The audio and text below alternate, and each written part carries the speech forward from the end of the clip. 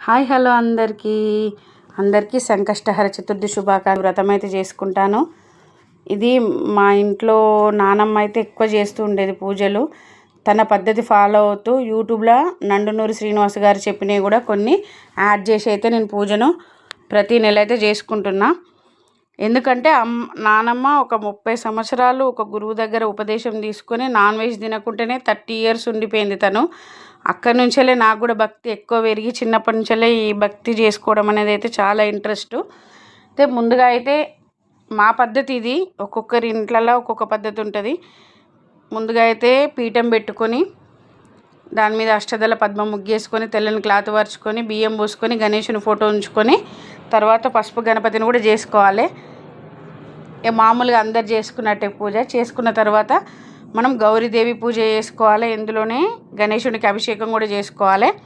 ఇప్పుడైతే మనం కథలు చెప్పుకుందాం. గణేశుని కథలు, వ్రత కథలు. ఒకనాడు మహర్షులు కుమారస్వామిని అర్చించి ఆయన ప్రసన్నుడయ్యాక ఇలా కోరారు: స్వామి, కలియుగంలో జనులు పాపకార్యములు చేసి తత్ఫలితముగా రుణబాధలు, సంతానలేమి, గృహవసతి లేకపోవుట, దీర్ఘవ్యాధులు, విద్యాభ్యాసం సరిగ్గా సాగకుండుట, కావలసినంత ధనం లేకుండుట, శత్రుపీడ, పనులలో ఆటంకాలు, అభివృద్ధి లేకపోవుట, పాడి పంటలు సరిగా పండకపోవుట, వివాహం కాకపోవుట, దంపతుల మధ్య సయోధ్య లేకపోవుట, చేయని తప్పుకి రాజదండన అనుభవించుట మొదలెన్నో కష్టాలు అనుభవిస్తున్నారు. ఆ మానసిక క్షోభ తీరి కష్టములు తీర్చు వ్రతరాజమేదైనా సెలవీయండని స్కందుని అడిగారు. అప్పుడు కుమారస్వామి ప్రసన్నుడై వ్రతాలలోకెల్లా అత్యంత శక్తివంతమైన సంకష్టహర చతుర్థి వ్రతాన్ని మీకు ఉపదేశిస్తాను. ఒకానొక కల్పంలో హిమవంతుని కుమార్తె అయిన పార్వతి శివునిని పతిగా కోరి భక్తితో తపస్సు చేసి ఎంతకు ఫలితమందక బాధపడుచు తన పూర్వపు అవతారాలలో తన యందు జన్మించిన హేరంబ గణపతిని స్మరించుకున్నప్పుడు ఆ గణపతి ప్రసన్నుడై తల్లికి ఉపదేశించిన వ్రతమిది. ఈ వ్రతాన్ని ఆచరించి ఉమాదేవి పరమేశ్వరుడిని పతిగా పొందినది. ఇప్పుడు ఆ వ్రత విధానం చెప్తాను వినండి. ఈ వ్రతాన్ని ఏ మాసంలోనైనా బహుళ చతుర్థి నాడు ప్రారంభించాలి. వాటిలోనూ మంగళవారంతో కూడిన కృష్ణ చతుర్థి మరింత ముఖ్యము. దానినే అంగారక చతుర్థి లేదా భౌమ చతుర్థి అని పిలుస్తారు. చంద్రోదయ వేళకి బహుళ చతుర్థి తిథి ఉన్న రోజు చూసుకొని ఆ రోజు సూర్యోదయానికి ముందే నిద్ర మేల్కొని కాలకృత్యాలు తీర్చుకొని నల్లటి నువ్వులతో కూడిన నీటితో స్నానం చేసి సంధ్యావందనము మొదలైన నిత్య కార్యక్రమాలన్నీ ఆచరించి సంకష్టహర చతుర్థి వ్రతం చేస్తానని మొక్కుకొని ఎరుపు రవికల బట్టను గణపతి ముందుంచి దానిలోని ఒక చిటికెడు పసుపు కుంకుమ వేసి 3 దోసిళ్ళ బియ్యాన్ని పోసి అందులో ఎండు ఖర్జూరాలు, 2 వక్కలు, దక్షిణతో కూడిన తాంబూలంను అందులో ఉంచాలి. మనసులో ఉన్న కోరికను స్వామికి తెలిపి ముడుపు మూట కట్టాలి. దానిని స్వామి గణపతికి 21 సార్లు ప్రదక్షిణ చేయాలి. ఉదయమంతా ఆహారం తీసుకోకుండా కేవలం పాలు పండ్లు మాత్రమే స్వీకరించాలి. ఆ పూటంతా మౌనంగా ఉండాలి. మనసులో గణపతి నామస్మరణ చేస్తూ ఉండాలి.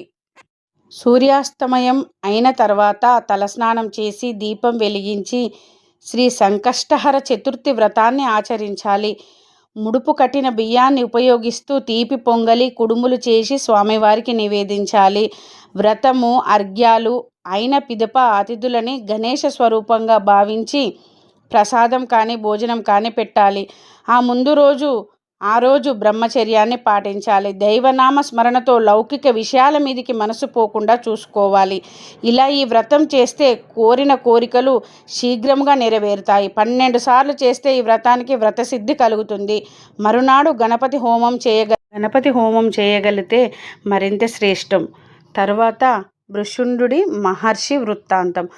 ఒకనాడు ఆకాశ మండలంలో పయనిస్తున్న నారద మహర్షికి కుంభీపాక నరకం కనిపించింది.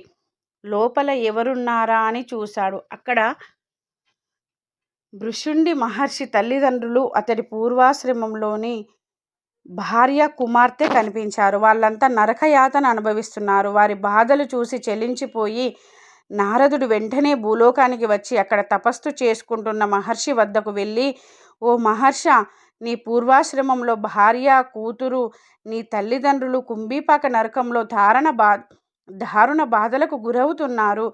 అదేమి పట్టనట్టు నీవిలా తపస్సు చేసుకోవడం ధర్మం కాదు. వారి బాధలు పోయి సద్గతులు కలగడానికి తగిన పరిహారం చేయి అని చెప్పి వెళ్ళిపోయాడు. నారదుని మాటలు విన్న భృశుండుడికి ఎంతో ఆవేదన కలిగింది. తన పూర్వాశ్రమ జీవితం గుర్తుకొచ్చింది. వారి సహకారం వల్లే తను ఈనాడు తపస్వినైనాను. ఎలాగైనా వారి బాధల్ని రూపుమాపాలని సంకల్పించాడు. తన ఇష్టదైవమైన గణపతిని ధ్యానించాడు. పవిత్రమైన జలాన్ని చేత్తో తీసుకుని గతంలో సంకష్టహర గణపతి వ్రతం చేయడం ద్వారా తనకు లభించిన పుణ్యఫలాన్ని తన వారికి ధారపోయాలని అనుకొని, ఓ గణనాథ, నేను గనక నీ దివ్య చతుర్థి వ్రతాన్ని భక్తి శ్రద్ధలతో చేసి ఉంటే నా పితరులు, వారితో పాటు నా భార్య, కుమార్తె నరలోక బాధల నుంచి విముక్తి పొందురుగాక అని నీళ్లు విడిచిపెట్టాడు. గజానుడి అనుగ్రహంతో ఆయన చేసిన వ్రతాలలో ఒక పర్యాయం చేసి వ్రత ఫలితం వలనే ఆయన పితరులు, భార్య, కుమార్తె అందరూ దేవత శరీరాల్ని ధరించి దివ్య విమానం ఎక్కి గణేశ లోకానికి చేరుకున్నారు. ఇక ప్రతి మాసం ఈ వ్రతం చేయడం వల్ల ఎంత ఫలితం వస్తుందో చెప్పతరమా? వేశ్య వృత్తాంతం. ఒకానొక నాడు ఇంద్రుడు తన విమానంలో ఇంద్రలోకానికి వెళుతుండగా అనేక పాపములు చేసిన ఒకానొక వ్యక్తి ఆకాశంలో పయనించే ఆ విమానంపై దృష్టి సారించాడు. అతని దృష్టి సోకగానే ఆ విమానం చుట్టుపక్కన భూమిపై అర్ధాంతరంగా ఆగిపోవడం జరిగింది. ఆ ఇంద్ర విమానం అద్భుతమైన వెలుగుకి ఆశ్చర్యకితుడైన ఆ దేశపు రాజు సురసేనుడు గబగబా బయటికి వచ్చి ఆ అద్భుతాన్ని అచ్చెరువు చెందుతూ తిలకించసాగాడు. ఇంద్రుణ్ణి చూసి ఎంతో సంతోషానికి లోనైన మహారాజు ఆనందంలో నమస్కరించారు.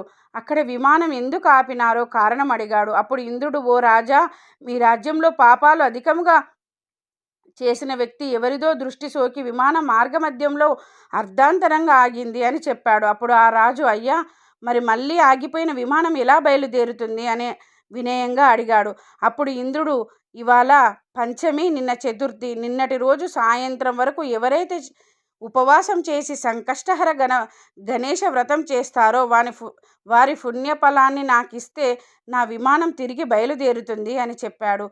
సైనికులంతా కలిసి రాజ్యమంతా అన్వేషిస్తూ ఒక్కరైనా నిన్నటి రోజు ఉపవాసం వ్రతం చేసిన వారు కనబడకపోదురా అని తిరిగారు. కానీ దురదృష్టవశాత్తు అలా ఎవ్వరూ దొరకలేరు. అదే సమయంలో ఒక గణేశ దూత వచ్చి మరణించిన ఒక వేశ్య మృతదేహాన్ని తీసుకువెళ్ళడం కనబడింది. సైనికులు వెంటనే ఎన్నో పాపాలు చేసి ఎన్నో జీవితాలను కూల్చిన ఆమె ఎందుకు గణేశ లోకానికి తీసుకెళ్తున్నారని ప్రశ్నించారు. దానికి గణేశ దూత, ఈమె నిన్నంతా ఉపవాసం ఉంది, తెలియకుండానే ఏమీ తినలేదు. చంద్రోదయం అయిన తర్వాత గణపతికి నమస్కరించి ఆ విధంగా ఆమెకు తెలియకుండానే సంకష్టహర చతుర్థి వ్రతం చేసింది. ఈరోజు మరణించింది. తెలిసి చేసినా తెలియక చేసినా ఈ వ్రతం ఎంతో ఉన్నత స్థితికి చేరుస్తుంది. ఎవరైనా తమ జీవితాల్లో ఒక్కసారైనా ఈ వ్రతం చేస్తే వారు గణేశ లోకానికి చేరుకోవడం మరణాంతరం తథ్యమని చెప్పాడు. అప్పుడు సైనికులు ఆ స్త్రీ పుణ్యఫలాన్ని తమకియ్యమని గణేశుని దూతని ఎంతో బ్రతిమిలాడారు. అలా చేస్తే విమానం తిరిగి బయలుదేరుతుందని చెప్పారు. ఆమె పుణ్యఫలాన్ని వారికి ఇవ్వడానికి గణేశుని దూత అంగీకరించలేదు.